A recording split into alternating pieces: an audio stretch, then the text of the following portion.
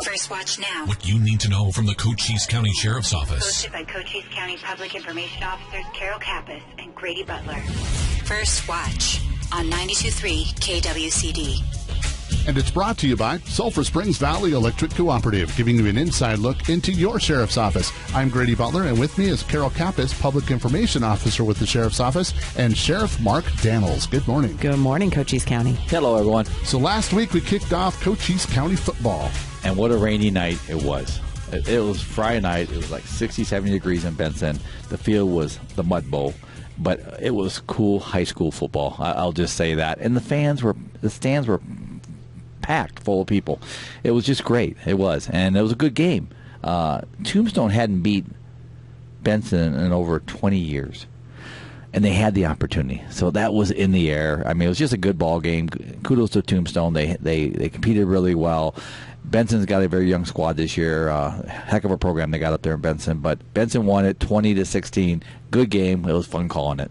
And tonight there is no Cochise County football, but it does return next Friday. For another historical game between Bisbee will be hosting Douglas in the pick. So we're excited about that one. And that goes both ways. Bisbee's actually been kind of dominating that over the last couple of years. So Douglas is coming down the second year for their coach over there in Douglas. So it'll be a good game. We're excited about calling that. That's in 2 weeks. That's a great community game. That's a week from Friday. A week from today. Yeah, a week from today. Had to get my days right here.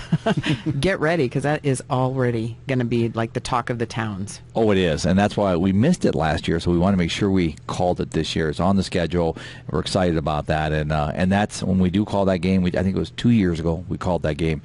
And it was packed between Douglas and Bisbee. That's a big rival between those two communities. So, again, we'll be in the booth. The old wooden booth there at Warren Ballpark is where we'll be.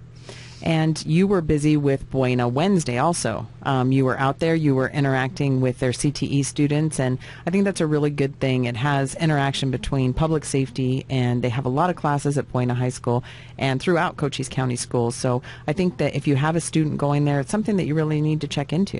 It is. CTA, the Career Technical Education Programs, I think all the high schools here, for the most part, have that CTE program. It's a great program. This is your nursing, this is your criminal justice, your mechanics, automotive, you name it. And it's culinary is another one they have in there. But Boyd asked me, they always do every year, to come speak to their criminal justice kids. Went over and spoke to them, also their future focus kids of leadership. And the main topic I hit on, besides good decisions, consequences for decisions, but was fentanyl, illicit drugs that we're addressing in our young communities, and also the smuggling on our border, letting those kids know this is the reality of this, because they play so much on social media. And all the kids were receptive. They're well aware of both the drug issues, to include the smuggling. And I got to give the kids at Buena a shout out. I mean, they understand it, and they were even like, this is wrong, Sheriff. I mean, they were buying into the message and saying, we understand it. I said, be leaders. Help spread the word. This is a bad deal. So I enjoyed it. I always enjoy going to Buena and all the schools throughout the county, either reading a book to them or to the kids, or talking to them about educational prevention messages. And high school is a great place to get this message out, because they are recruiting that age group from Phoenix and Tucson and beyond.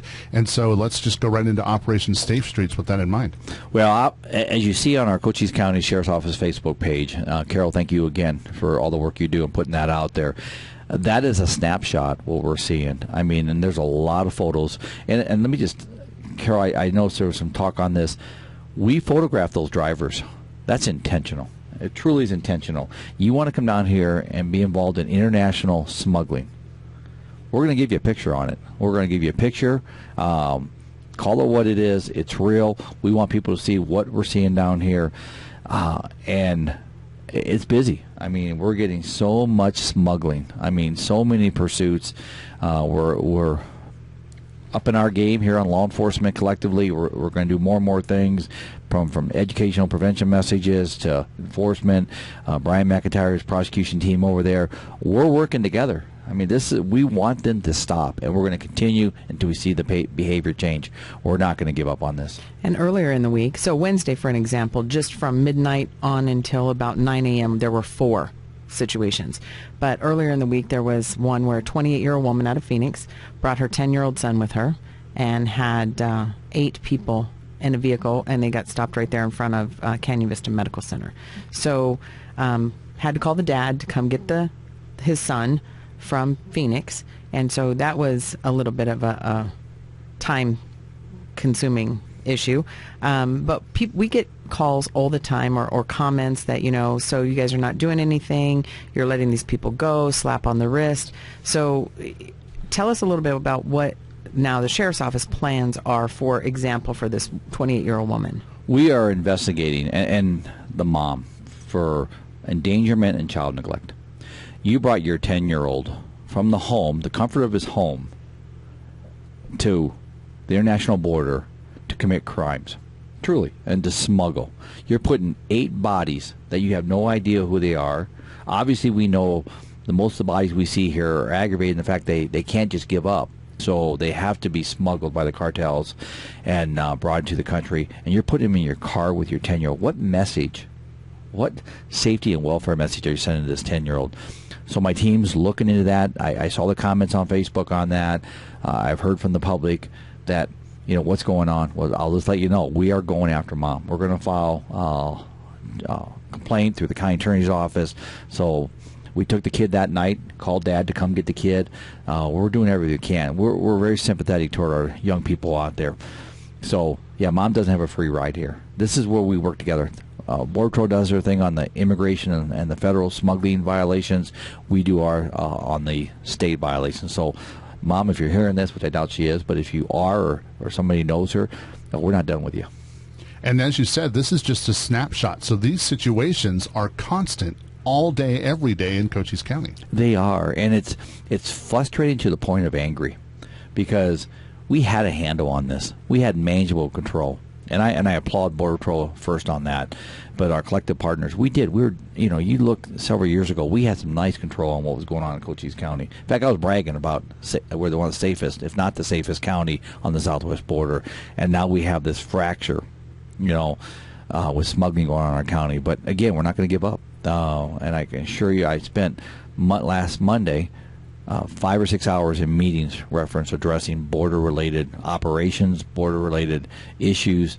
So we spend almost every day doing something with border. We do, and it is what it is. It's real to us. This is our reality, whether I like it, the people like it. The bottom line is your law enforcement here, state, local, and federal, are taking it serious.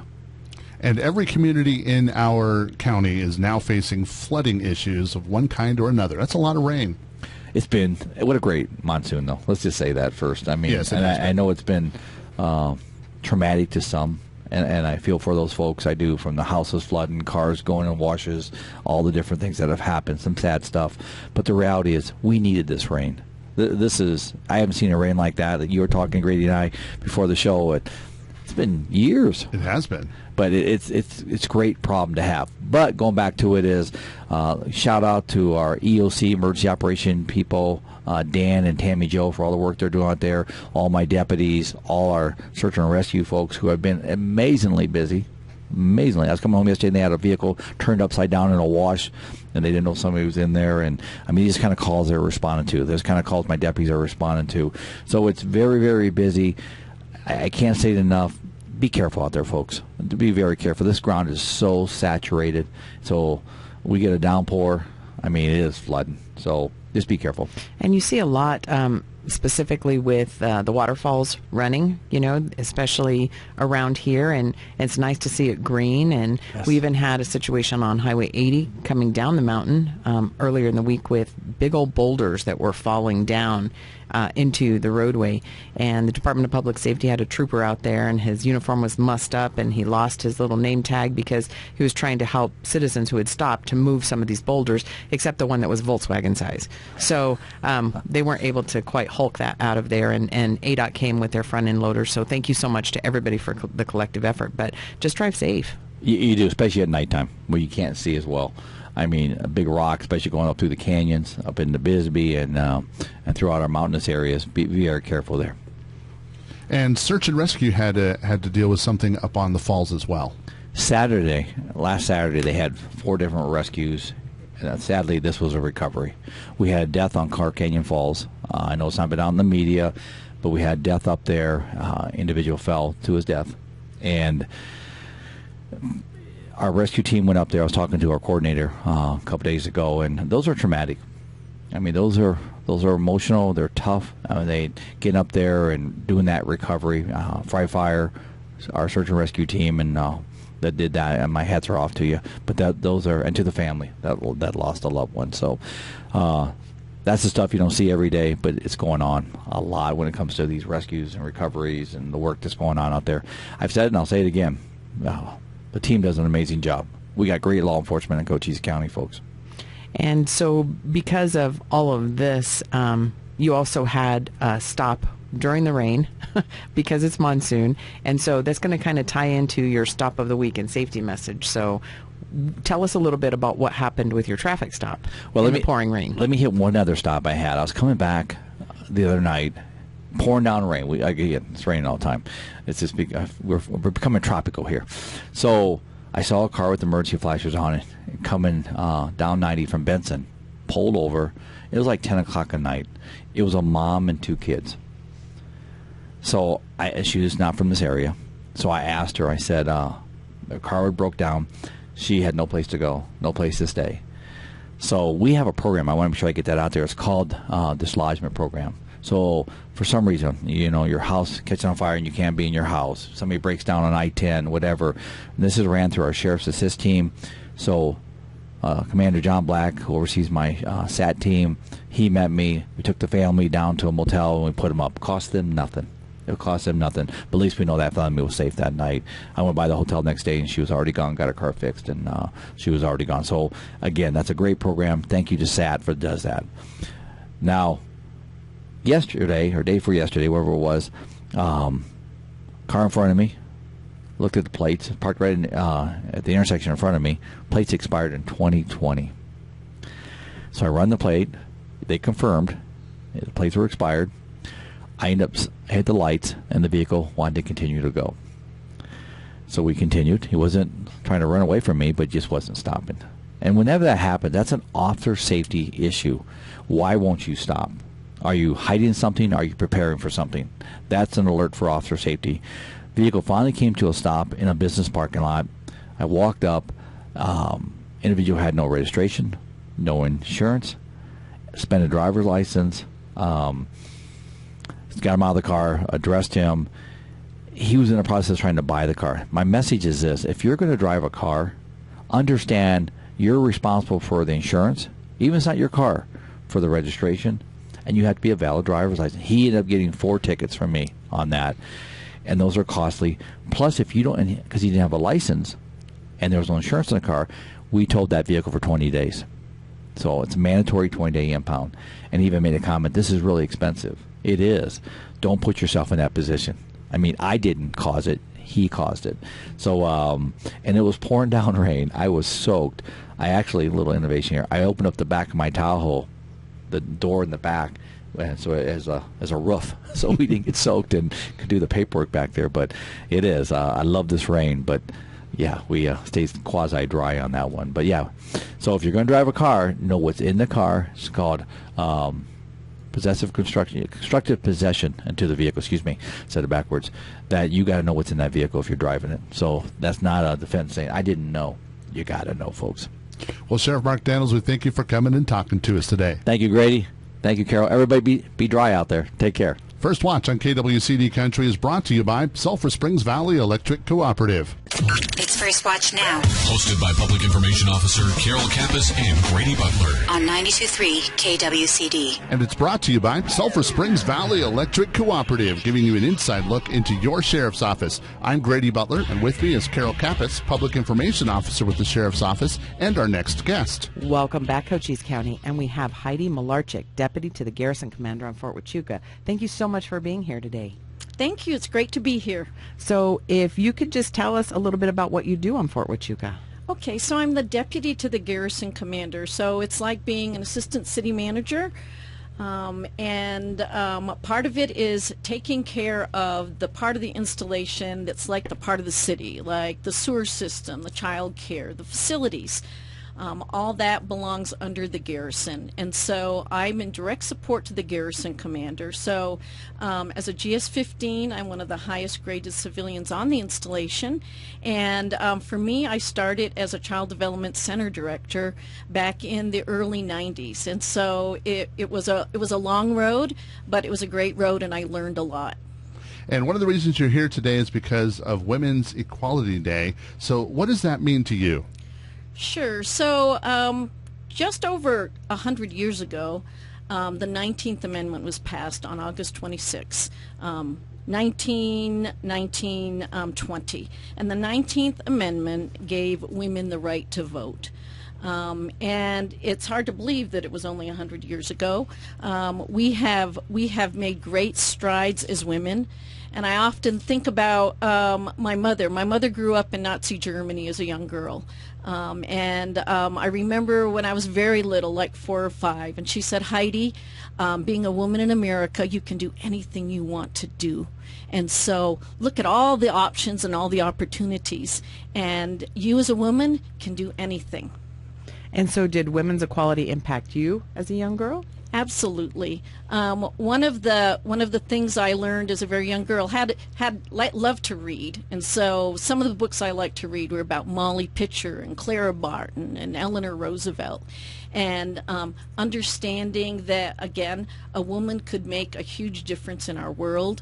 It wasn't a man-only world, and so Title IX, which was the landmark gender equity law, was passed as part of the Education Amendment, and what it did was it banned sex discrimination in federally funded education programs, and that was passed in 1972, which all of a sudden meant when I was a young teen, all of a sudden there were more sports programs opened up to women.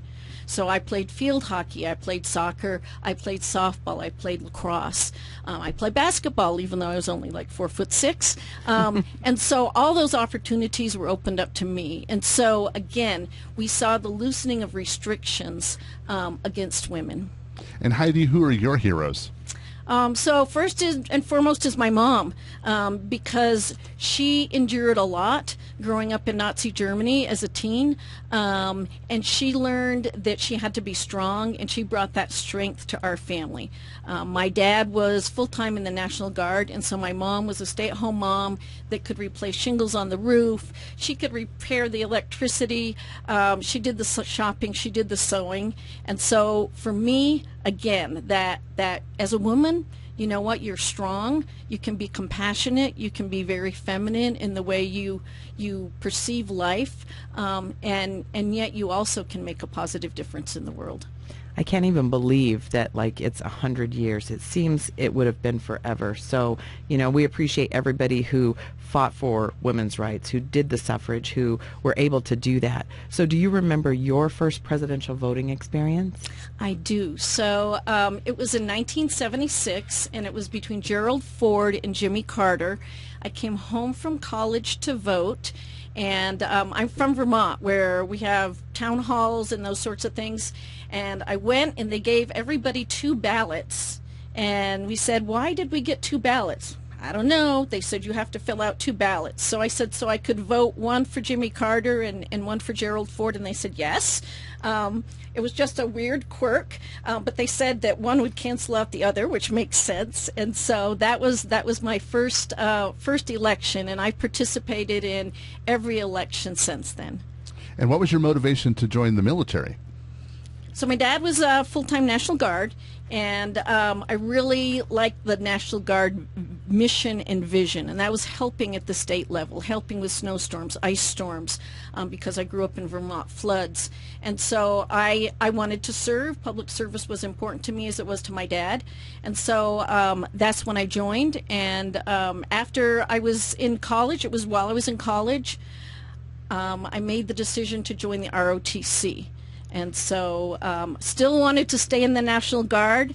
I was able to get a regular Army commission, and as part of that, I was chosen to be an MI officer, and so I drove my little car all the way from Vermont to Sierra Vista, Arizona. When was that? That was back in 1978. Oh, you are from Sierra Vista I then. am from Sierra Vista, so my heart came to Sierra Vista, and what an awesome military community we have. The story I'm telling is the story of many, many women that are in our community that have also served, that have also been spouses, because I was also a military spouse. So as a daughter of a military person, as a spouse, as a military member, and now as a veteran. And so you've been all over the world, undoubtedly. Absolutely, and so I've done PT on the beach with the SEALs in Waikiki. I've been to the DMZ. I've been into former East Germany in Potsdam and down in Italy, and so really have lots of experiences. Prior to coming here, I was the deputy to the garrison commander in Stuttgart, Germany. And so you've seen how it is for women, since we're centering on that, all around the world. So going forward, what do you think still needs to be done to ensure women are treated fairly in the workplace and have economic security? I think we need to do things like we need to look at facilities. In the military, we have equity in pay, which not everybody has. I think about places like right now in Fort Huachuca, we have a fire station that has male-only bathrooms, and we have a female that works there. And so those are the sorts of things that we still have a ways to go. I think we need to make sure that everybody has access and opportunity to vote. I think that there's healthcare issues that we need to address. And most importantly, I think we need to educate everybody, not just women. We need to educate men also on what it means to be as a very important person in the United States. We have opportunities that we don't see in other places around the world. And being a member of the military, you get to see that. You get to see what freedom and democracy really mean. And for the U.S., as far as other places in the world, in Germany, this also is women's equity and equality is very important. And so I think that all of us together as a community need to embrace it. We need to teach our young girls that they can be and do anything they want, just like we do with our young boys. Well, Heidi Malarchik, we thank you for coming and talking to us today about this awesome subject. Thank you. And Carol, who do we have coming in next? We have Krista, and she is going to be a recipient of the Cochise County Sheriff's Office Charity Ride, and her organization is A Tree for Christmas. First Watch on KWCD Country. It's brought to you by Sulphur Springs Valley Electric Cooperative. It's First Watch now. On 92.3 KWCD. And it's brought to you by Sulphur Springs Valley Electric Cooperative, giving you an inside look into your sheriff's office. I'm Grady Butler, and with me is Carol Kappas, Public Information Officer with the Sheriff's Office, and our next guest, Krista. Good morning. Good morning. So you are going to be one of the charity ride recipients this year. We're going to talk about that in a minute. Yes. But first of all, introduce yourself and your charity. So my name is Krista York. I've lived in Sierra Vista, oh my gosh, for almost my whole entire life. I've done all kinds of different organizations, but this one's really fun and very humbling. I have an organization that I took over from a few ladies a couple years ago. I was getting rid of my Christmas tree, and I had so many people wanted it because I was just going to give it away for free. And I saw that all these people wanted it, so I was like, let me just start an organization. And when I put my organization out there, I had this group of ladies contact me that had been doing it for a while and didn't want to do it anymore, so they asked if I wanted to take it over. So the organization is called A Tree for Christmas. So what we do is we get all kinds of Christmas trees and decorations, whether bought new or donated to us, and we help families in need. And so you were telling me earlier before we went on the air that you partner up with one of the estate sales companies Yes. and get donations there as well. Yes, we do. Christian's Estate Sale and Cactus Estate Sale has been absolutely amazing. Cactus Estate Sale usually contacts us almost every weekend with Christmas supplies, Christmas trees, and it's 2 carloads. So we're very gracious for the support of our community to continue doing our mission. And are you just in Sierra Vista, or do you have a bigger map than that? So as of right now, we've done Sierra Vista. I was approached to start making it a little bit bigger and go beyond Sierra Vista, and we're still looking at that, maybe trying to partner with U-Haul to get like a U-Haul truck to be able to deliver some of the stuff outside of Sierra Vista. We're not there yet, but we are thinking about it. So you're going to be one of the recipients for $10,000 for the Cochise County Sheriff's Charity Ride this year. How does that feel? Oh my gosh, I'm so excited. So excited. I think it'll really, really help. Doing fundraising and stuff, it does get you, decent money, and the community is great with supporting, local organizations. However, this type of money will be able to help because we do have 2 huge storage places over at AAA. He does donate part of it, but we do have to pay for the other part of it, or my house would be full of Christmas stuff all the time. But yeah, then we'll be able to replenish our stock with new Christmas trees and decorations.